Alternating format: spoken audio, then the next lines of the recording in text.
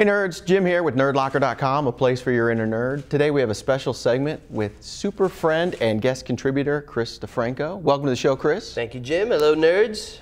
Chris is here to talk about a pet project he has, a passion his whole life to make a feature film. That film, Deal. Why don't you tell us a little bit about it?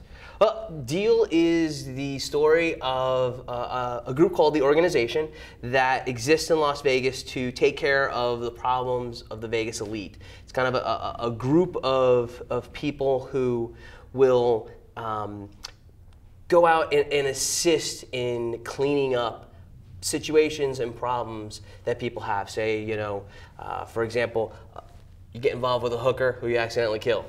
Well, you know what? Who hasn't had that problem? A quick phone call will send a couple people out to clean up that problem, and it never existed. So this is the story of this group and one young man's journey into making his way up the ranks of this group and how he does it and how he has to be trained to become what's called a fixer.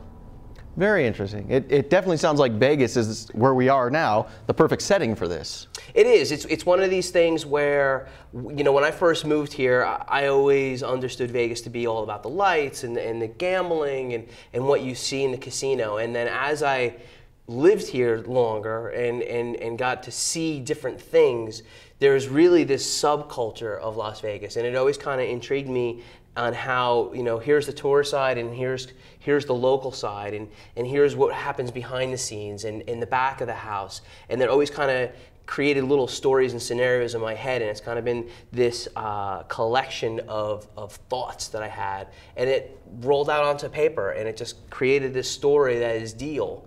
You know, where it's about these people who keep Las Vegas going and keep the mystique and the image and the facade that the tourists and everyone else around the world understands. But behind the scenes, these are the things that are handled. And it's not all rosy. It's not rosy at all. It's really about being serious about taking care of the city that takes care of them.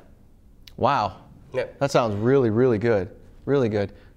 Now, we all know feature film is not cheap. No. How are you going about this? Well, you know, it's been one of these things where, you know, being in the business and making commercials and other types of videos, it's expensive and it costs money.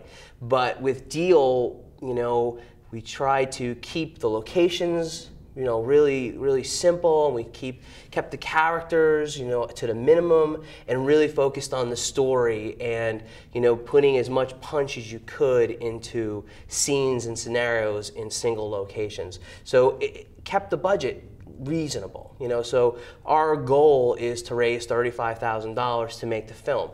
Now, really, it's probably, if you were to put it all onto paper and what it actually cost, probably be a couple $100,000. But we're calling in a ton of favors to people we know, you know, looking to actors to say, hey, this is going to be something that's going to be a lot of fun. It's going to help you hopefully move forward in your career, just like it's going to help us move forward in our career. And it's a really good, fun story. So yeah, it's expensive, but we're also being very smart when it comes to the technical end. You know, we're going to be shooting this on DSLR cameras, the 5D, and, you know, keeping the look very cinematic, but being smart about how we present it and how we capture it. You know, and utilizing the information that we have and the technology that we have at our disposal to make the movie.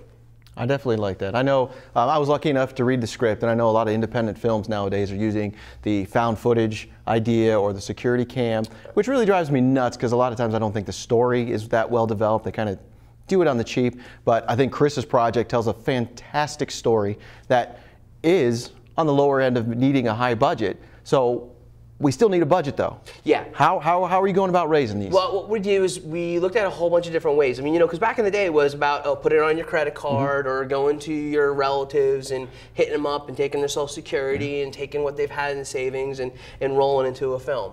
But one of the things that's really become very popular as of recently is crowdfinancing. Yes. And what that is basically you reach out to as many people as you possibly can and you ask for smaller contributions. So you have a larger group of people, smaller smaller contributions that equal a bigger number.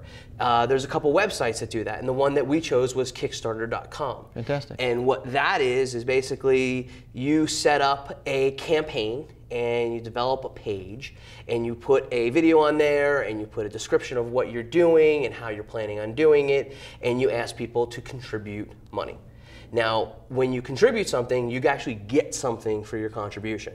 So there's a set of rewards. There's a list of rewards. Now, so, not to interrupt, if I remember, the best one was right there slotted. I think it was about $10. What was that one? $10 you get a hug and a high five. Come on, man. $10 Come on. you get a hug and a high five. Joking aside, tell us more about that. Well, one. it's one of these things. What's cool about Kickstarter is that when you do contribute, the contributions go from $10 all the way up to $10,000. But there's tiers to it. So you could say, I'm going to donate $25. And with $25, you're going to get a copy of the DVD. You're going to get a copy of the script. There's things that you get for making your contribution. And the more you contribute, the more you get. It goes all the way as high as becoming an executive producer on the film. That's not bad. And for people, and you're part of the team, because that's the thing is when you contribute, you're now part of everything. You're informed about every step that we make, casting decisions that we make, locations decisions we make. You get to be a part of it and see what it is all about. Because a lot of times, for me, whenever I watched the DVD, seeing the behind the scenes was always a big deal. So now it's like you're actually part of the behind the scenes. You don't have to wait for the DVD, but you'll also get the DVD and see the behind the scenes, but you got to see the whole process of what it's like. It's really that, looking through the window and seeing what we all do and how we all do it and the decisions that are made and some of the craziness that goes along with it, but also a lot of the great positive things and how it all comes together. And that's pretty unique. That's really unique. I like that. And the other thing I really like about what Chris is doing with this project is a lot of people wait for Kickstarter and they get their money and then they start. No. Not friend Chris here. Chris has already started casting. He's moving right along. It's going to happen. Yeah, I'm very excited it's about that. It's going to happen. Yeah, we've started casting already. We're in the storyboard process. We're doing location scouting right now. It's a full work move ahead, because I feel like this is going to happen. We still need everyone's support because we're not anywhere near where we need to be for the $35,000, but I know we're going to get there, And the thing is, the other thing with Kickstarter is that if you don't raise all the money, you don't get any of the money. So you could say, I'll wait till the last minute and see where they're at. It doesn't work that way, because if we're $1 short, you don't get it.